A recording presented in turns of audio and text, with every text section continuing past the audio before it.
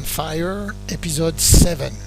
Welcome to our bi-weekly episodes. Okay, Tchoukball Nation, I'm simply thrilled to introduce my guest today, Lukasz Stasiak of Poland. Lukasz Hello. holds a PhD in computer science and works in the automobile industry. He first experienced Tchoukball and got inspired by the idea of the game in summer 2000 in Geneva.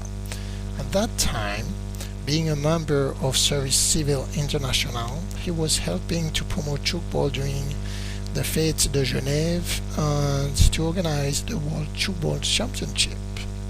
In 2008, 8 years later, he introduced Tchoukball to his friends and encouraged them to start trainings and to take part in the European Tchoukball Championship in Ústí nad Labem in Czech Republic.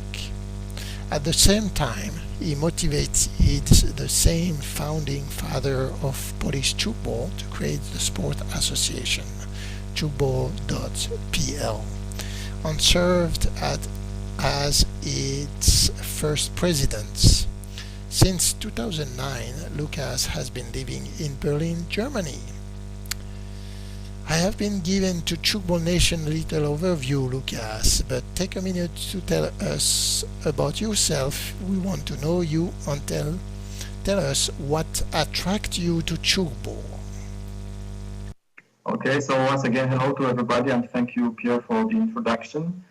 As you said, I've experienced Tchoukball for the first time when I was helping to organize Tchoukball World Championships in Geneva in 2000, and I was also helping to promote it just before these championships. And I was really inspired by the idea of the game. So first of all, it was something really new for me because it was so different to all other games I knew at that time. So if something is new, it's double interesting. And the other point was I was really interested in this idea, having a really interesting and fast sport game without any contact.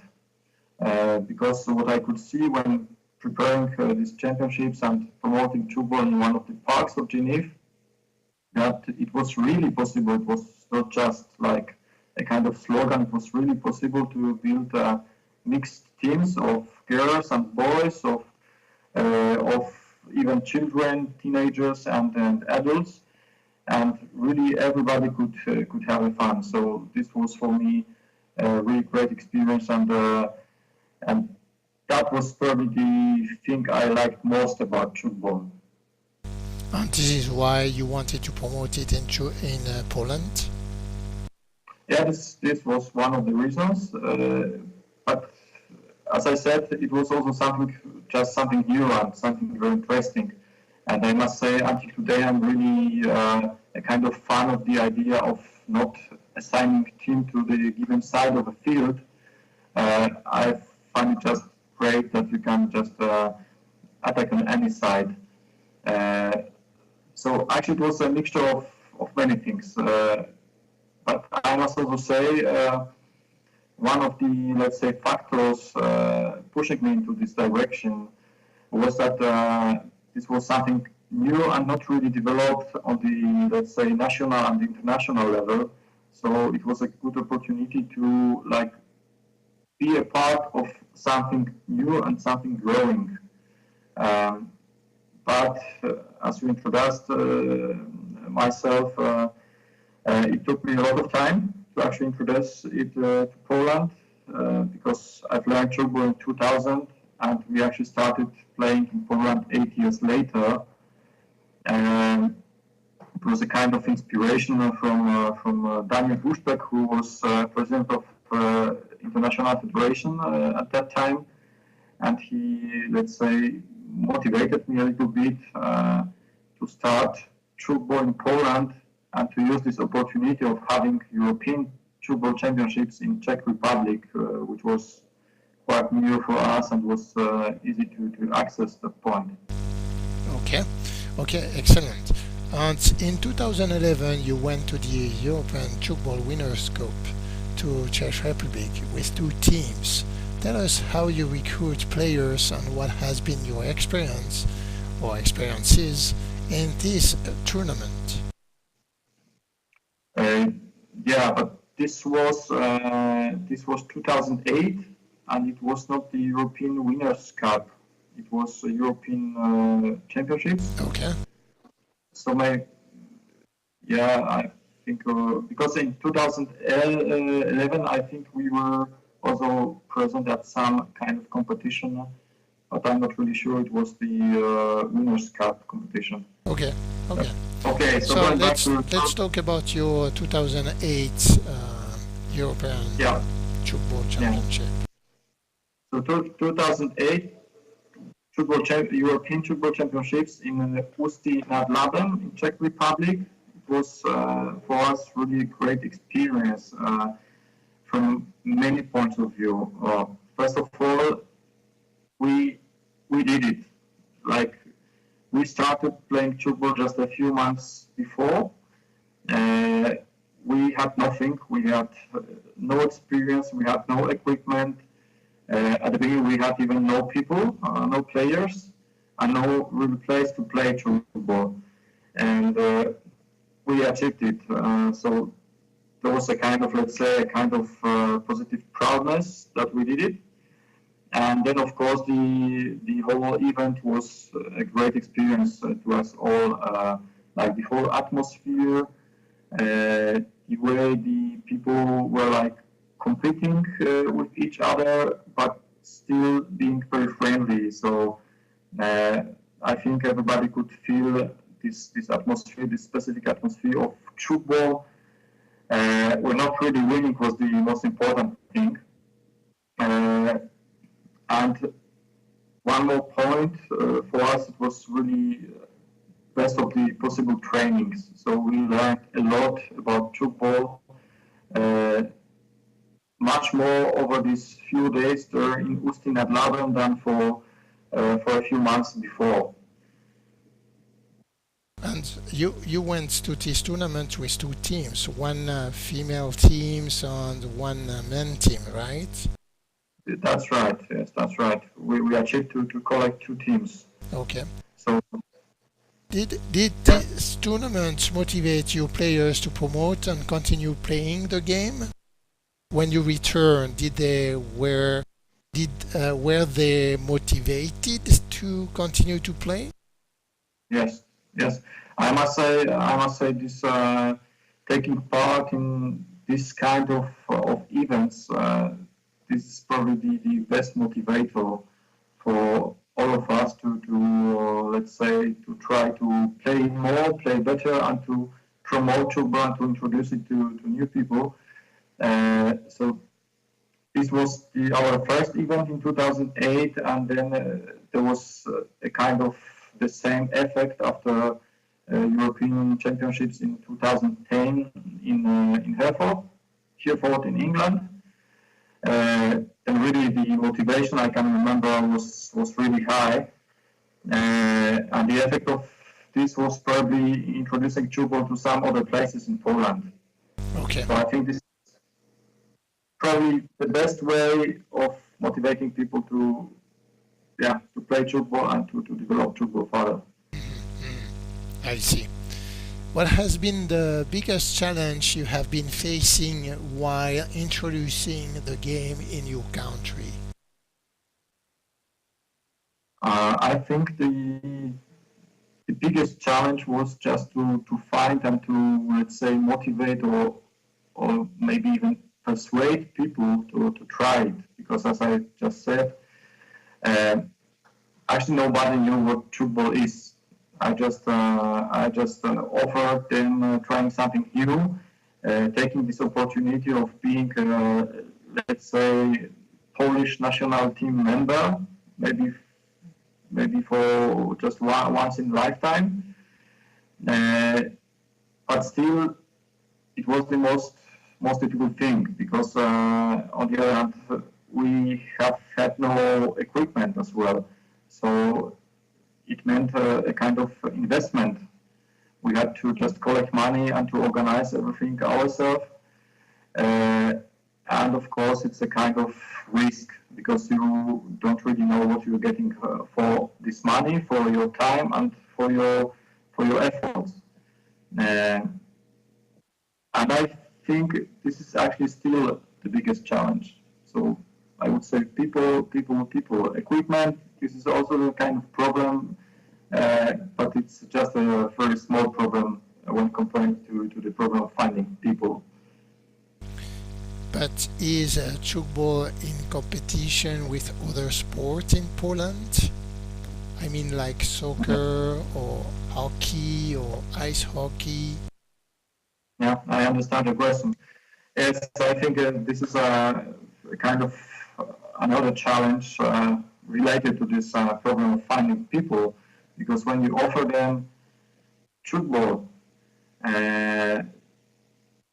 for many people, this is the question: why should I choose Tchoukball when I can choose football or handball or volleyball? All those games are very popular in Poland now. And of course, if you go to any sports club or you want to train in school, this is much easier even to organize a new team if there is no team. When you say you go to some physical education teacher or you go to school director and you say, hello, I would like to organize here a handball team, because it's clear, everybody knows what's that. And the other problem, which we also faced when trying to introduce Tchoukball to schools, to convince some sports teachers to introduce Tchoukball to the lessons, was that Tchoukball is actually not a sports for them, because there's no officially recognized sports, which means they cannot really get any important or formal papers that they are like Tchoukball trainers, which looks quite different in other, let's say, competing sports like football, volleyball, or handball, for example. So this is another point. They do not have like a kind of financial or professional motivation to do this. The only motivation is, I want to do something new. I find it good, but very often this is not enough. I see. Okay, let's move on and tell us about your work with Tchoukball in Poland and what have been the great achievements you obtained.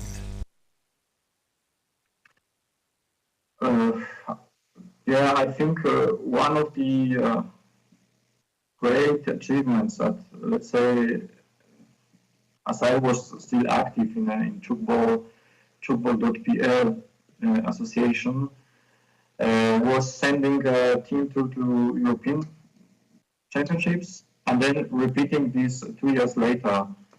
As I thought at the beginning, I believe the biggest challenge is actually to organize the team for the first time.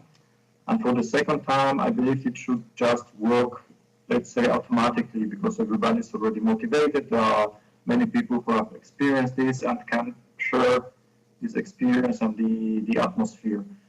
But then actually what we've experienced, it was much more difficult to collect the team or to find people and players for this second event. So I think it was one of the biggest challenges and one of the, let's say, big achievements. And of course, in recent years, I must say one, big achievement, which is actually thanks to work of my colleagues of Mikołaj Karolczak and then Magda Kubisa, and all people supporting us there in board of members, in board of the Tchoukball.pl association. I mean here basically introducing Tchoukball equipment in Poland. Now it is possible to just buy Tchoukball frames directly in Poland. You don't have to import it as we had to do when we imported frames from Switzerland. And the other big achievement from recent years is introducing Tchoukball to 3 schools currently in one of the cities in the south of Poland named Rybnik. But more details to this you will for sure hear from Magdalena Kubisa. She was personally engaged in this achievement. Okay, excellent. Thank you. And in 2017, the World Games will be held in Poland. What has or have been the motivations to try to get Tchoukball in the World Games? Yeah, so again, this would say I'm not really active in organizing this because, as you said at the beginning, for 4 years now, I've been living in Berlin, so this is a little bit difficult to be so active on the, let's say, Polish arena of Tchoukball. So you will for sure hear more details about this from Magdalena, but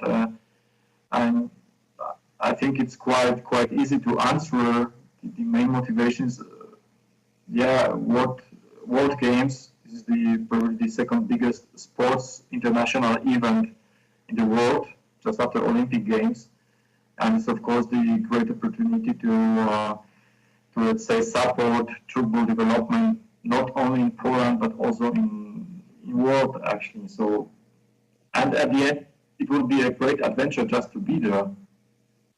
So why not to try it? Excellent. I like your optimism. It's fantastic.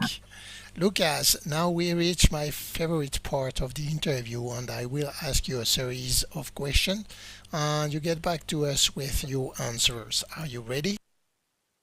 Yeah.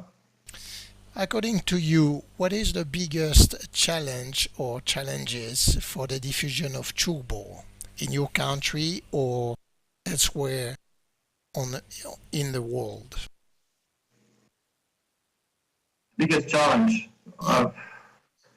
I think, convincing people just to try. If we find a lot of people just giving a try to Tchoukball, then we also have a lot of people playing Tchoukball. Okay. And what has been your best experience or experiences in Tchoukball? I think all those big events I was a part of, so starting from Fête des Genève in 2000 in Geneva and preparing and helping to prepare those World Championships, and then 2008 Austin and Laban European Championships, and 2010 European Championships in England. Okay. And what would be the advice you would be giving to someone who wants to promote the game in a community or a country? What advice would you give to these people? Yeah. This is a quite difficult question because I'm pretty sure there's no golden solution, no best solution to promote Tchoukball. Some things work in some groups of people, some things just do not work. So probably what I would advise is just to stay calm, relaxed, and do what you can do without a big pressure on yourself, and just try it, but don't expect too much. Okay. So where do you see Tchoukball in 5 years from now in your country and around the world? So I can say what I would like to see in a few years in Poland. So for me, it would be really great if I could see at least, let's say, a number of schools where Tchoukball is played. because I really believe Tchoukball can like expand through schools. So I would really like to see this, probably even a kind of Polish school Tchoukball league. So this is a kind of dream. And what regards world Tchoukball, yeah, probably like going higher in international organizations and being even more recognized. I think this would be too early to dream of being a part of Olympic Games, and I'm not really sure if it would be good for Tchoukball. So just trying to introduce Tchoukball in as many countries as possible. More, the better. Lukasz, Okay. you have been given us some great advice and information, and we thank you for that. Please give to Tchoukball Nation a piece of guidance, share how we can find you, and we will say goodbye. So if you want to contact me, you can always try to contact me via our tchoukball.pl website, www.tchoukball.pl, and go there to the tab contacts. And the other way is just write me an email directly. My email address is l.stasiak@wp.pl. Okay, all the listener could find all the links and resources you mentioned today on www.tchoukballonfire.com. Lukasz Stasiak, thank you for being so generous with your time, Lukasz, and sharing your experience and advice. Tchoukball Nation salutes you, and we will catch you along the road. Thank you, Lukasz. Thank you very much for the invitation, and all the best to all Tchoukball players and Tchoukball fans around the whole world.